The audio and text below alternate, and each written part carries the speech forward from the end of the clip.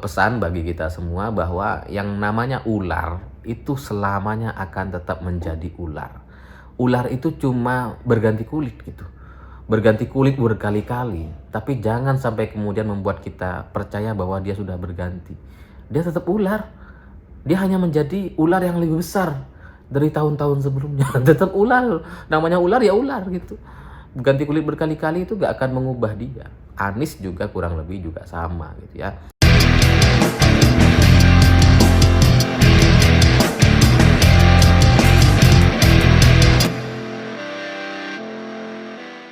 Selamat malam semuanya. Hari ini terus terang saya agak kaget membaca banyak sekali berita terkait Anies Baswedan, Caimin, dan Rizik yang akhirnya bertemu dalam sebuah acara yang sama.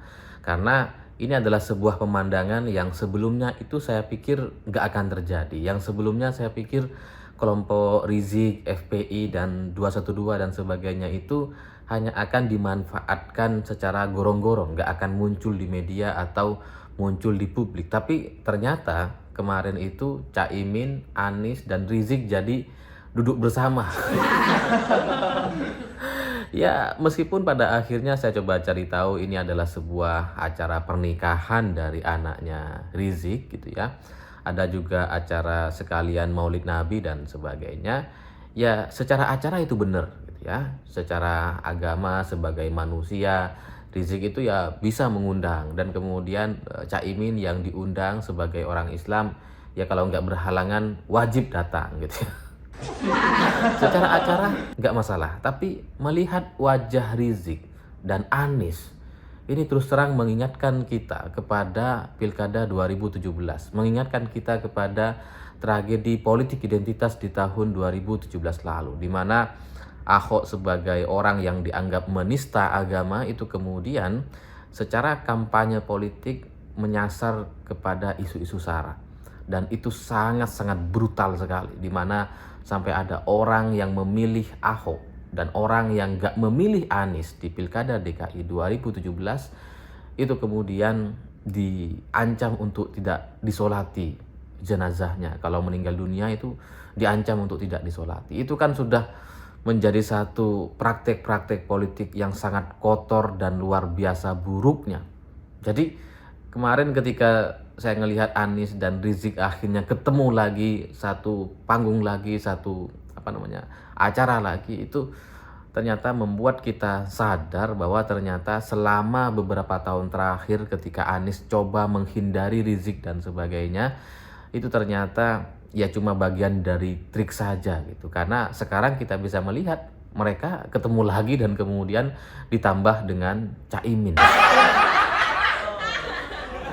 Ya terus terang kalau saya ngelihat mereka itu ya adalah kelompok-kelompok radikal, adalah bagian dari ormas yang sudah dibubarkan sama Presiden Jokowi. Jadi ketika ngelihat Anies kembali bertemu dengan Rizik gitu ya, ini kan menjadi sebuah tanda bahwa yang namanya FPI, Rizik, dan Anies itu memang menjadi satu kesatuan dan itu tidak akan pernah terpisahkan. Sesama kaum dasteran. Jadi ya selama ini kalau kemudian Anies coba di branding nasionalis dan sebagainya itu cuma omong kosong belaka, karena di belakang mereka tetap ya menjadi satu kesatuan gitu. Dan sekarang ditambah dengan Caimin, ini juga agak mengagetkan bagi saya gitu, karena Caimin itu kan identik sebagai ketua PKB gitu ya. Kemudian PKB itu identik dengan NU. Saya nggak bilang semua pemilih NU milih PKB, tapi identik gitu ya. Kalau PKS kan sangat tidak identik dengan NU, sangat berhadapan-hadapan. Kalau PAN sangat identik dengan Muhammadiyah gitu. Jadi ya setiap partai kan punya kecenderungannya masing-masing gitu. Nah, ngelihat Caimin kemudian bertemu dengan Rizik sangat akrab sekali, kemudian ya sama Anies bersama-sama, itu bagi saya sangat-sangat mengecewakan sekali, karena perjuangan banyak orang melawan kelompok-kelompok radikal dan intoleran yang kemudian sampai berakhir kepada keputusan Presiden membubarkan kelompok-kelompok ini gitu ya. Sekarang malah seperti ingin dirangkul lagi oleh Anies dan Caimin. Ini mau kemana gitu? Orang sudah dibubarkan kok malah mau dirangkul lagi sih ya. Dan ya tapi dari sini hikmahnya saya jadi paham gitu kenapa narasi-narasi khilafah, Anies sebagai pemimpin khilafah gitu ya, sebagai orang yang akan pro dengan sistem khilafah di Indonesia, itu sekarang mulai muncul lagi di banyak grup WA. Ternyata memang ya mungkin ingin mengakomodir kelompok-kelompok mereka lagi yang sebelumnya agak malu-malu kucing, malu-malu kadal. Sekarang udah nggak malu-malu lagi. Ya mungkin ini juga bagian dari realitas politik kelompok pendukung Anies Baswedan gitu. Karena yang namanya Anies ini kan memang didukung oleh kelompok mereka. Setelah mereka mendeklarasikan, Anies dideklarasikan bersama Caimin sebagai cawapresnya gitu ya. Itu kan pikiran banyak orang itu bagaimana agar PKS itu nggak hadir di deklarasi. Bagaimana ketika deklarasi diselenggarakan di Surabaya yang mayoritas pemilihnya adalah orang-orang NU, itu kemudian sebisa mungkin PKS itu nggak diajak gitu, biar nggak merusak strategi dan narasi ke-NU-an seorang Anies atau upaya-upaya untuk mencuci bersih dosa-dosa politik identitas Anies gitu kan. Tapi ternyata setelah dideklarasikan, suara survei Anies dan Caimin nggak naik-naik. Makanya kemudian, wah ini nggak naik-naik, ya sudahlah, mungkin mereka panik. Akhirnya ya sekarang jadi merangkul kelompok 212, FPI, dan ya termasuk kelompok khilafah-khilafahan itu gitu. Karena yang saya baca di banyak grup WhatsApp, memang kelompok khilafah itu pro dengan Anies dan yakin kalau Anies yang memimpin bahwa mereka akan kembali kepada sistem khilafah.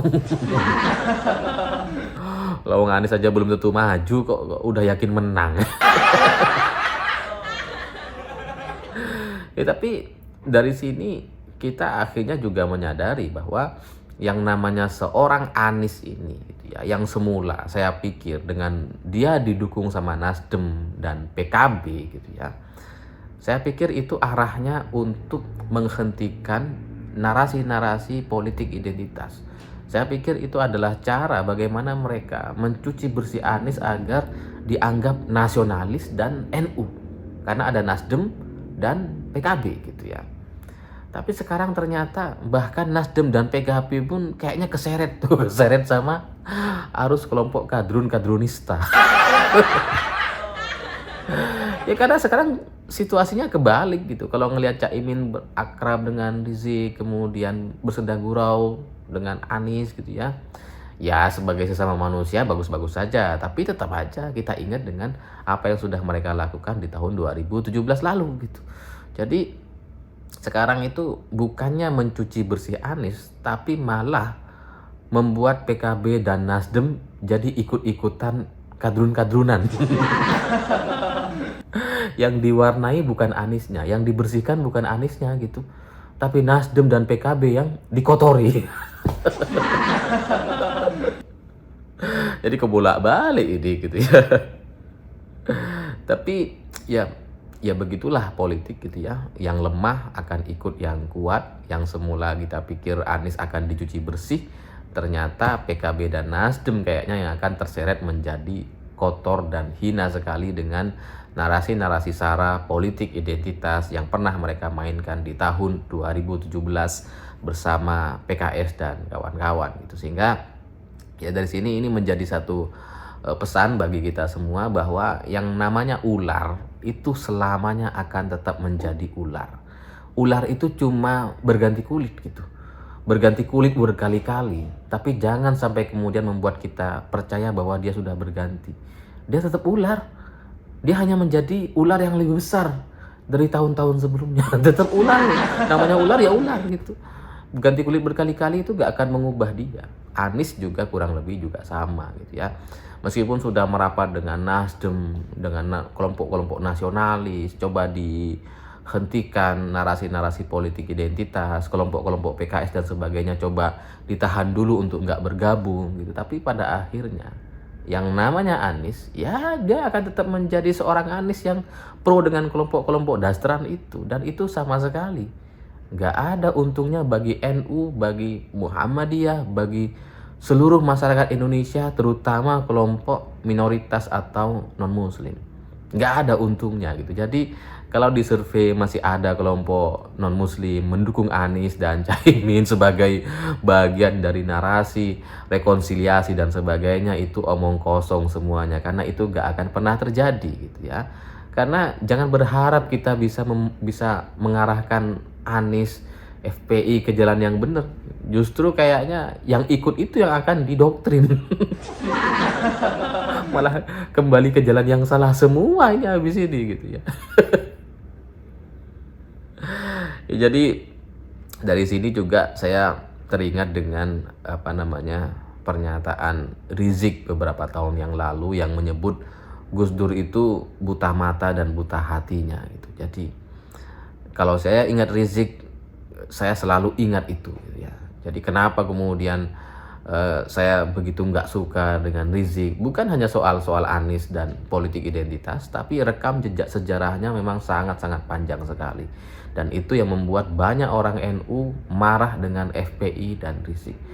Mungkin di Jakarta gitu ya, untuk orang-orang Jakarta yang ingatannya sangat-sangat terbatas, orang-orang kota yang mungkin sebagian besar tidak mengerti, tidak punya hubungan emosional sejarah dengan almarhum Gus Dur dan NU gitu ya, mereka bisa dibodoh-bodohi dengan permainan kata-kata, dengan narasi dan olah tata kata gitu. Tapi bagi kita masyarakat Islam di Indonesia yang paham soal sejarah panjang antara Rizik dengan Gus Dur gitu ya, yang paham soal narasi-narasi isu sara dan politik identitas gitu ya, saya pikir terutama masyarakat Jawa, masyarakat NU, Muhammadiyah masih ingat betul bagaimana cara Rizik memaki-maki banyak orang, termasuk Gus Dur, presiden, dan sebagainya. Dan itu yang membuat saya yakin bahwa orang ini tidak perlu kita berikan panggung, orang ini tidak boleh kita berikan kesempatan, karena